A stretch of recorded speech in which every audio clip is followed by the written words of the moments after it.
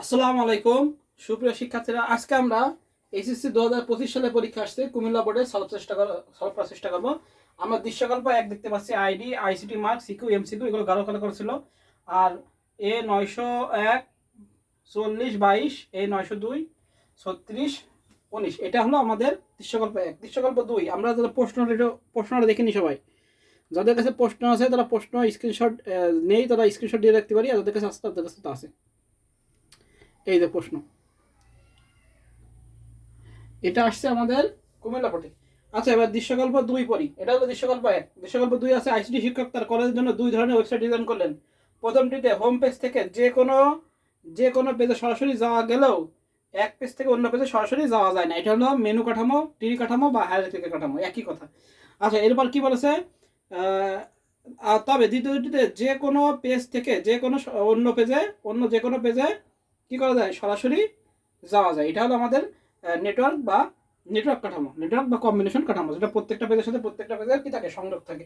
আচ্ছা, এবার আসি প্রথম প্রশ্ন, ক নাম্বার বলছে স্টাইল অ্যাট্রিবিউট কি। আচ্ছা, আমরা ক নাম্বার লিখি। এইচটিএমএল আমরা লিখবো হলো এইচটিএমএল এ এলিমেন্টের ভিজুয়াল ডিজাইন বা স্টাইল সংজ্ঞায়িত করার জন্য ব্যবহৃত অ্যাট্রিবিউট হলো স্টাইল অ্যাট্রিবিউট। এইচটিএমএল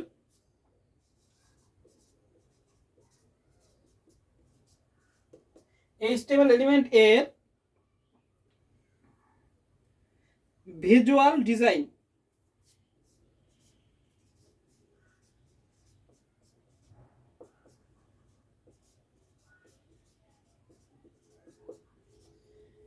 এলিমেন্টের ভিজুয়াল ডিজাইন বা স্টাইল সংজ্ঞায়িত করার জন্য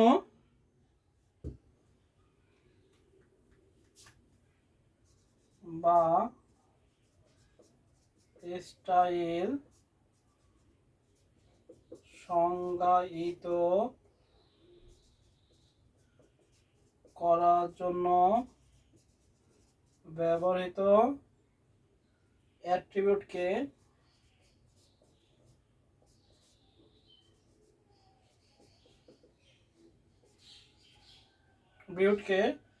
স্টাইল অ্যাট্রিবিউট বলে।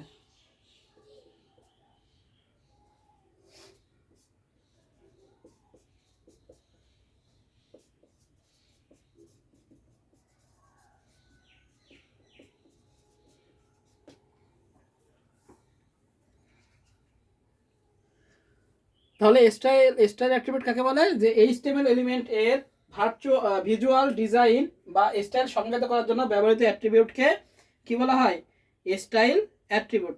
আচ্ছা, এবার বলেছে ওয়েব পেজে ডিজাইনে এ গঠনের গুরুত্ব লেখা। আচ্ছা, আমরা খ নাম্বার। আচ্ছা, এই এ মানে হলো আমাদের anchor tag, NCHOR, anchor tag. আমরা লিখবো ওয়েব পেজ ডিজাইনে এ ট্যাগের গঠন ও গুরুত্ব অপরিসীম। কেন? কারণ এ ট্যাগের মাধ্যমে লিঙ্ক তৈরি করা হয়, কি হয়, হাইপার লিঙ্ক, যার মাধ্যমে কি করা হয় আমাদের হাইপার লিঙ্ক। এর মাধ্যমে এক পেজ থেকে অন্য পেজে যাওয়া যায়। এর সিনট্যাক্স হলো, সিনট্যাক্স কি আছে আমরা জানি, এ হিরিফ, ইউআরএল, এবার সে টেক্সট, এটা শেষ। এটা হলো এর সিনট্যাক্স। আমরা আরেকটু সুন্দরভাবে কীভাবে লিখতে পারি, ওয়েব পেজ ডিজাইনে এ ট্যাগের একটি গুরুত্বপূর্ণ ট্যাগ, যা একটি ওয়েবসাইটের একটি অংশ থেকে অন্য অংশে লিঙ্ক তৈরি করতে ব্যবহৃত হয়। এর মাধ্যমে একটি ওয়েব পেজ থেকে অন্য ওয়েব পেজে সহজেই যাওয়া যায়, অথবা একই পেজের অন্য পেজের যে কোনো অংশে যাওয়া যায়। তাহলে অ্যাঙ্কর ট্যাগ, এর মাধ্যমে কি হয়, হাইপার লিঙ্ক তৈরি করা হয়। এর সিনট্যাক্স কি, এ হিরিফ মানে হাইপার লিঙ্ক রেফারেন্স, হিরিফ দে ইউআরএল দে টেক্সট, এবার এই ট্যাগ শেষ। মোটামুটি এই ট্যাগ সম্পর্কে লিখে দিলে এক কথায় লিঙ্ক তৈরি করা হয়। এবার নিজেদের মতো লিখে দিলেই আমাদের পরীক্ষায় 2 এর ভিতর 2 দিয়ে দেবে, কোনো সমস্যা নেই। বুঝা গেছে? আচ্ছা, এবার দৃশ্যকল্প এক প্রদর্শনের জন্য এইচটিএমএল কোড লেখো। আচ্ছা, এইটা প্রদর্শনের জন্য এবার এইচটিএমএল কোড আমাদের লিখতে হবে। দৃশ্যকল্প এক, তো আমরা শুরু করি। মুছে দিলাম।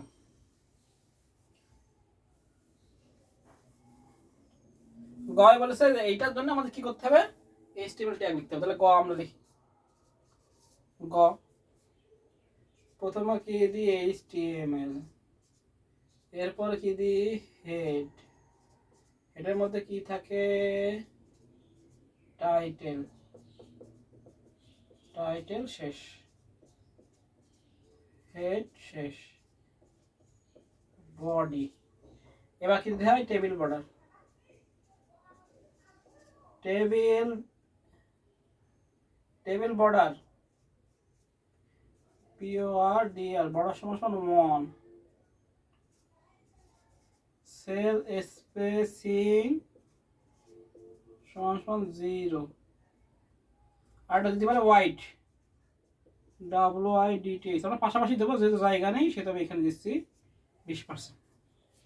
তাহলে প্রথমে দেবো টেবিল বর্ডার সমান 1, সেল স্পেসিং কি 0, হোয়াইট দেবো কি 20%। আচ্ছা, এবার আমরা প্রত্যেকটা মিডলে আছে টিআর এর মধ্যে দিয়ে দেবো, প্রত্যেকটা মিডলের মধ্যে আছে টিআর অ্যালাইন সেন্টার দেবো।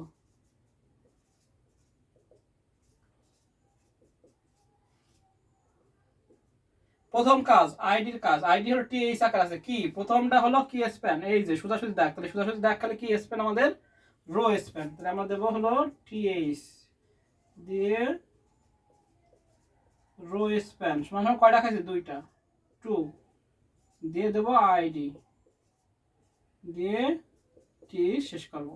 আচ্ছা, এবার আইসিটি মার্ক, এটাও কি আছে, এটা আছে আমাদের টিএইচ, টিএইচ দিয়ে কল স্প্যান দেবো, কল স্প্যান সমান কয়টা খাইছে 1 2 2টা খাইছে, তাহলে 2 দিয়ে দেবো ICT mark,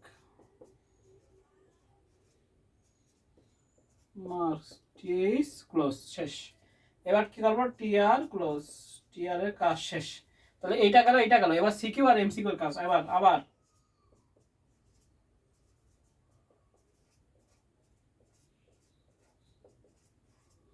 TR align centre দিলাম, সিকিউ আর এমসিকিউ এটাও গালো গালো করে আসছে, তাহলে টিএইচ, তাহলে প্রথমে সিকিউ টিএইচ শেষ, আবার টিএইচ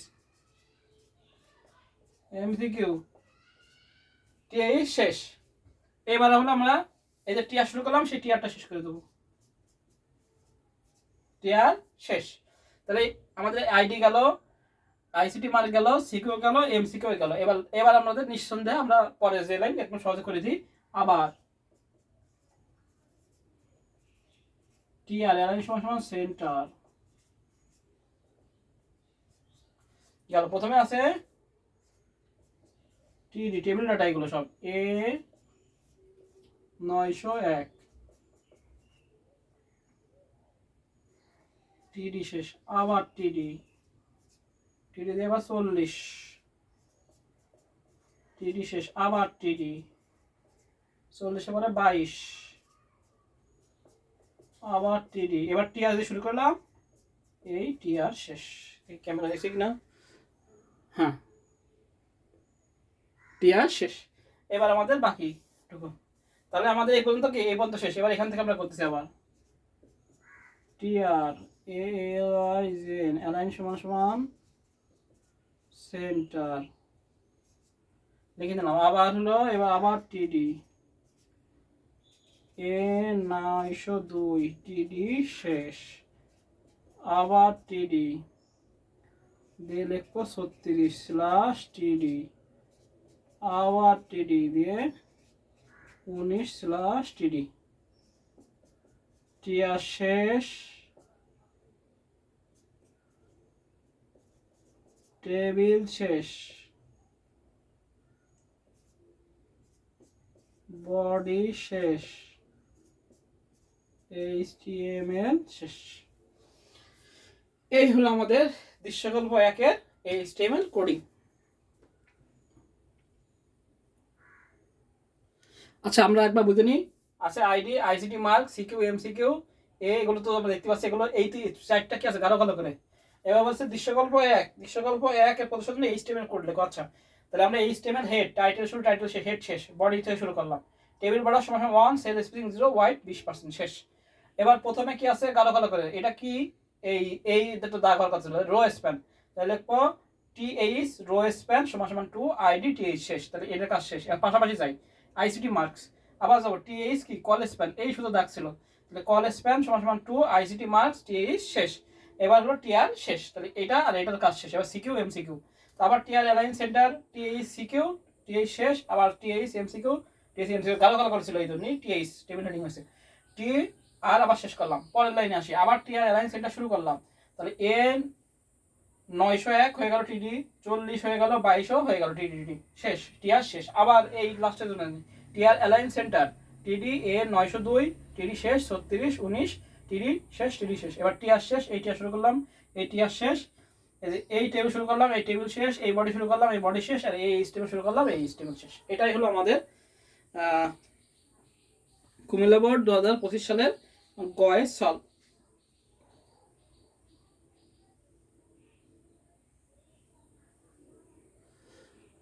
তাহলে আমাদের গ হয়ে গেল। এবার আমরা ঘতে চলে যাই। ঘতে কি বলেছে বুঝতে পারলাম, এটা শেষ। এবার আসি আমাদের ঘতে কি বলেছে।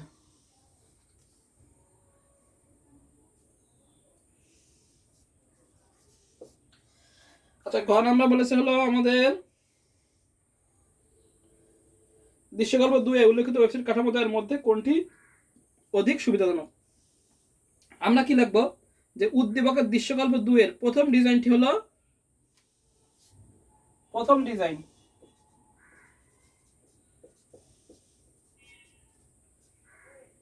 টিভি বা মেনু কাঠামো, আর দ্বিতীয় ডিজাইন কি, ডিজাইন ছিল নেটওয়ার্ক কাঠামো, এই দুটো কাঠামো। তাহলে প্রথম ডিজাইন কি ছিল, উদ্দীপকের দৃশ্যকল্প 2 এর প্রথম ডিজাইন ছিল মেনু কাঠামো বা টিডি কাঠামো। এই কাঠামোতে বিষয়বস্তু একটি সুসংগঠিত টপ ডাউন পদ্ধতিতে সাজানো থাকে, যেখানে একটি প্রধান পাতা থেকে শুরু করে বিষয়বস্তু এবং স্তর বিন্যাসভাবে শাখা পোশাখায় কি থাকে, বিভক্ত থাকে। আর দ্বিতীয় ডিজাইন হলো নেটওয়ার্ক বা ওয়েব কাঠামো। এই কাঠামোতে প্রতিটি পৃষ্ঠা অন্য যে কোনো প্রাসঙ্গিক পৃষ্ঠা সরাসরি লিঙ্ক থাকতে পারে, যা একটি জালের মতো সম্পর্ক তৈরি করে। এখানে কোনো নির্দিষ্ট হায়ারার্কিক্যাল বা শুরু বা শেষের বিন্দু নয়, বরং ব্যবহারকারী নিজেদের পছন্দ অনুযায়ী বিভিন্ন পথে নেভিগেশন করতে পারে। অপরদিকে ওয়েব পেজের সংখ্যা কম হলে সবচেয়ে বেশি সুবিধাজনক হলো নেটওয়ার্ক কাঠামো, কিন্তু ওয়েব পেজের সংখ্যা যদি বেশি হয় তাহলে তা ম্যানেজ করা জটিল হয়ে পড়ে, মেমোরি লস হয় যদিও নকশা ভালোভাবে না করা হয়। তবে অতিরিক্ত লিঙ্কের কারণে ব্যবহারকারীরা বিভ্রান্ত হতে পারে এবং তারা কোথায় না কোথায় আছে তা বুঝতে কি হবে, অসুবিধা হবে। এই জন্য কি আমাদের কি পেজের সংখ্যা বেশি হলে মেনু কাঠামোই বেশি সুবিধাজনক। আমাদের যদি পেজের সংখ্যা বেশি হয়, যদি বেশি হয় তাহলে কি আমাদের টিডি কাঠামো সুবিধাজনক, কেননা অনেক ধরনের শাখা পোশাখা বিন্যাস থাকে। আর যদি কম হয়, যদি ওয়েব পেজের সংখ্যা কম হয় তাহলে নেটওয়ার্ক কাঠামো সুবিধাজনক। আর যদি বেশি হয় তাহলে নেটওয়ার্ক কাঠামো মানে কম্বিতে ঢুকেছে, কম্বিতে বেরোবে, লিঙ্ক থাকে, বোঝা যায় না। বুঝা গেছে? তাহলে এইটাই হলো উত্তর। এভাবে আমরা সুন্দর করে নিজেদের ভাষার মতো লিখে দেবো। যদি ওয়েব পেজের সংখ্যা বেশি হয় তাহলে অবশ্যই টিডি কাঠামো ভালো, আর যদি ওয়েব পেজের সংখ্যা কম হয় তাহলে নেটওয়ার্ক কাঠামো ভালো। এভাবে নিজেদের মতো বিস্তারিত করে সুবিধা অসুবিধা লিখে দেবো, আমাদের হয়ে যাবে। তাহলে এই হলো আমাদের কুমিল্লা বোর্ড 2025 সালের 6 নং সলভ। সবাই ভালো থাকি, সুস্থ থাকি, সবাইকে আসসালামু আলাইকুম।